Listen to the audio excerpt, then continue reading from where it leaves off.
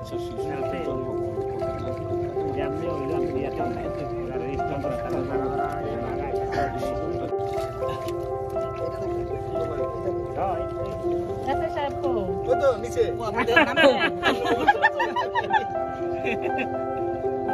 মানে বুঝতে পারছি না এরা পরিবর্তন হয়েছে এরপরে একটা চন্দ্রনগর করবেন নিম্নমুখী ছিল আমরা গত বছর থেকে ধীরে ধীরে যাতে ফিরে আসি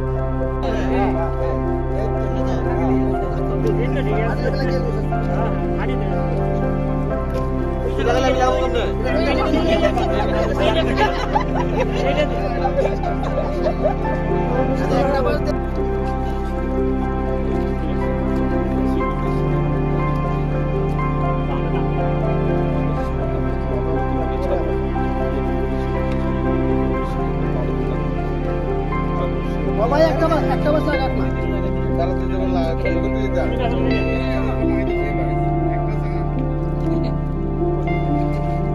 ওটা থেকে এটা পড়ে যায় এইগুলো মত না এইগুলো প্ল্যান নাই না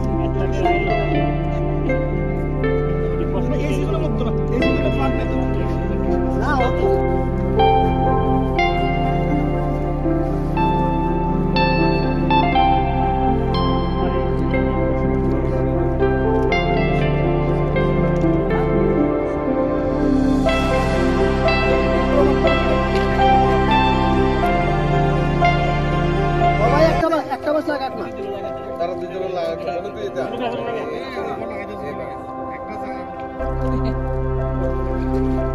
ওটা থেকে এটা পড়ে যায় এইগুলো মত না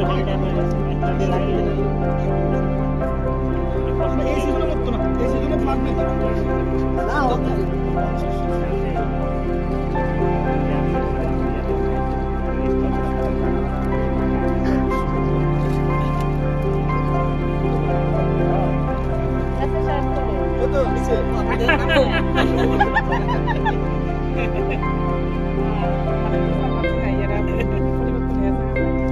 এরপরে একটা চন্দ্রনগর করবেন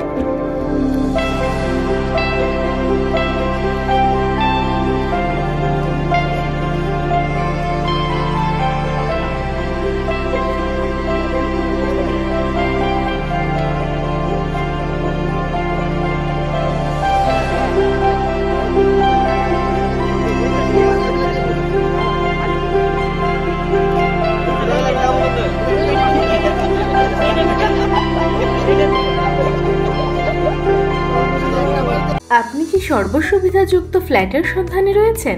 তাহলে আর আপনাদের নিতে হবে না দুশ্চিন্তা।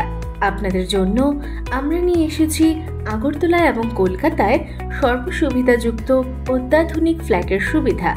আগরতলায় G+4 ক্যাটাগরি, B+G+4 ক্যাটাগরি এবং কলকাতায় G+6 বিল্ডিং ক্যাটাগরি নিয়ে হাজির আমরা, যেখানে আপনারা পেয়ে যাবেন 3 BHK কিংবা 2 BHK ফ্ল্যাট, সাথে কমিউনিটি হল এবং পার্কিং এর সুবিধা।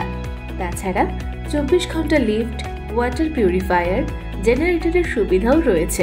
মূলত আগরতলায় সার্কিট হাউস, দুর্গা চৌমুহনী, প্রগতি স্কুলের পাশে এবং কলকাতায় নাগের বাজার, ডায়মন্ড প্লাজার পাশে ও কৈখালিতে ফ্ল্যাট বুকিং চলছে। তাই দেরি না করে এখনই যোগাযোগ করুন শেরওয়ালি কনস্ট্রাকশন, RB কনস্ট্রাকশন। ঠিকানা সার্কিট হাউস, পুরাতন রাজভবনের পূর্ব দিকে, আগরতলা, পশ্চিম ত্রিপুরা। ফোন নাম্বার 8787495180 এবং 9436123139 এই নম্বরে।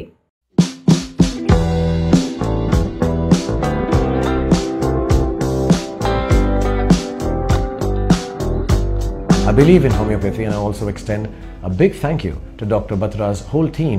बचपन में मैं एक्चुअली जाती थी क्योंकि मुझे वो होम्योपैथी की दवाइयाँ बहुत पसंद आती थी। Before 2004, I was a big fan, the reason being, one of the things I was very scared of needles, and whenever you go to a hospital, I was always scared that, the doctor will recommend me syringes and needles and injections. So my favorite was going to a homeopathic doctor.